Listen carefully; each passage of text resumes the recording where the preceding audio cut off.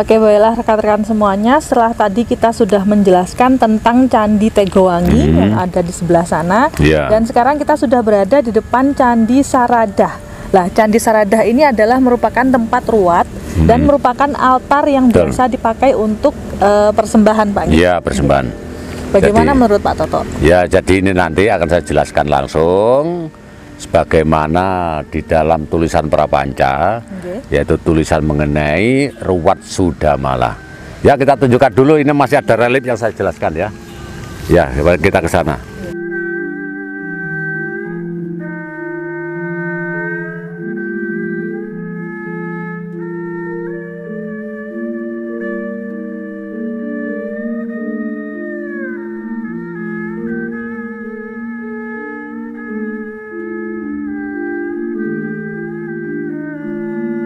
Relief di sini ini adalah relief tentang kemakmuran, ya, karena di sini itu banyak orang mikul sayur-sayuran, orang Indonesia. Ini simbol-simbol perdagangan pada waktu zaman keemasan Prabu Hayam Wuruk.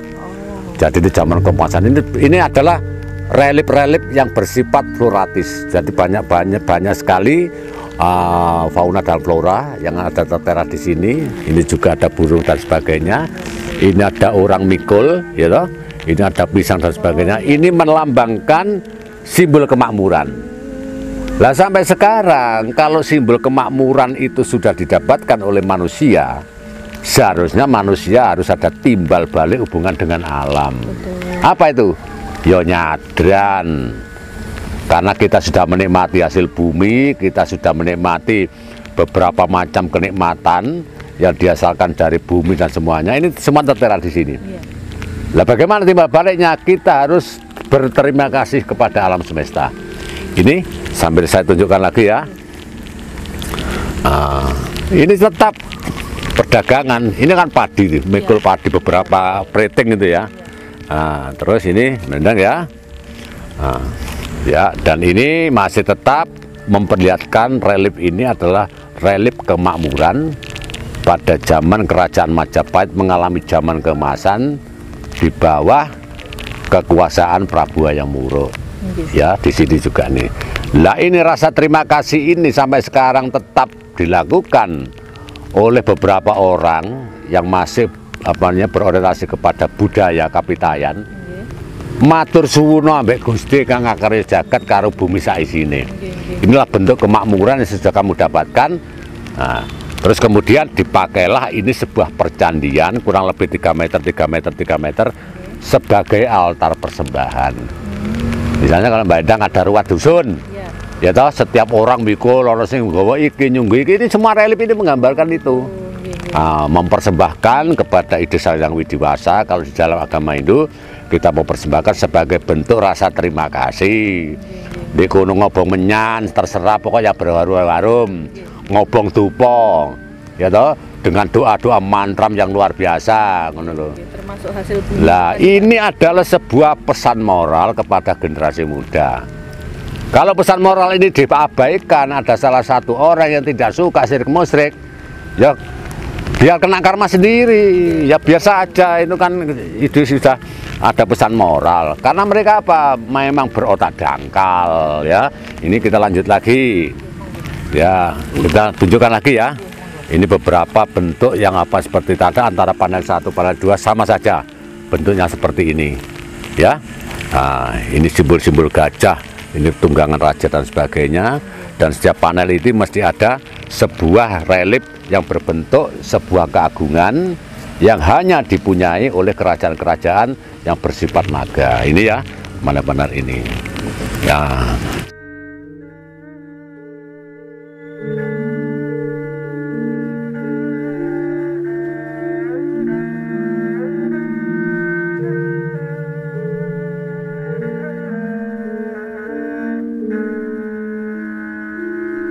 Apa yang sudah ditulis oleh Mpu Prapanca di dalam serat Sudamala yang tadi sudah saya jelaskan banyak tentang penjabaran tentang relief, ya dah? Dan ini adalah yang terakhir.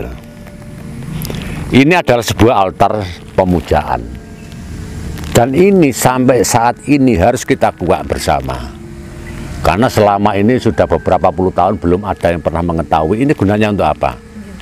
Ya, ini kan harus kita biar masyarakat di sini mengetahui kanggo apa sih Candi Srada ini.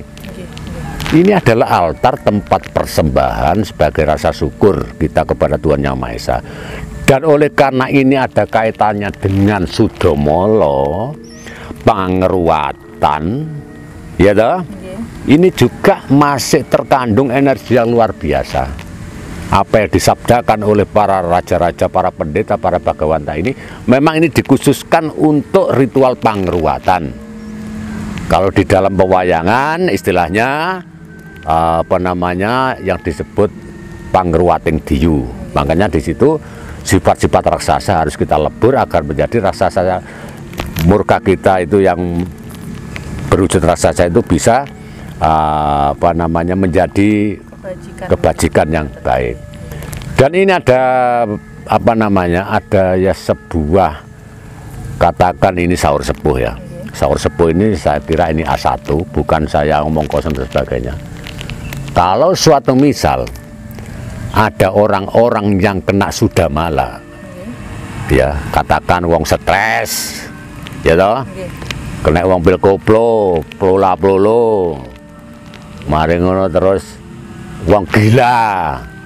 Ini secara ritual loh ya, secara ritual ini. Saya tidak bicara masalah logika, ini ritual secara mistis. Kalau kita mengitari 7 kali dari kebalikan arah jarum jam dengan meminta kepada leluhur yang membuat percandian ini sebagai bentuk sandi, ini bisa sembuh menang. Saya sudah beberapa kali, tapi ini tidak saya sebutkan namanya, semuanya sembuh. Dan untuk oleh karena itu, agar semua orang-orang ini bisa tahu, Srada berkaitan dengan Sudamala, berkaitan dengan orang ini. Kalau di sini memang itu leluhur. Jadi leluhur kita itu tidak serta-merta terus orang gila dibakar. Di sinilah cukup. Inilah kehebatan daripada leluhur-leluhur kita pada zaman dahulu. Nek saiki ngarani Murwatkala, Sudamala Murwatkala, ya toh? Ada yang menyebut Pangruating Diyu. Jadi semua itu nanti bisa kita saksikan di sini, bisa dikatakan membuat suatu percontohan. Tidak tahu nanti kru saya yang saya buat contoh itu nanti salah satu akan saya buat percontohan. Oh, ternyata hanya cuma ini saja. Ini apa? Menetralisir aura negatif yang berada di anak itu menjadi positif. Makanya harus dibalik dari arah jarum jam dibalik no. Lah itu kena. Nah, dari aura negatif dibalik no menjadi aura positif. Ya, nanti kita ambil salah satu kru kita untuk itu. Ya, saya ke sana dulu ya. Memanggil itu anaknya itu.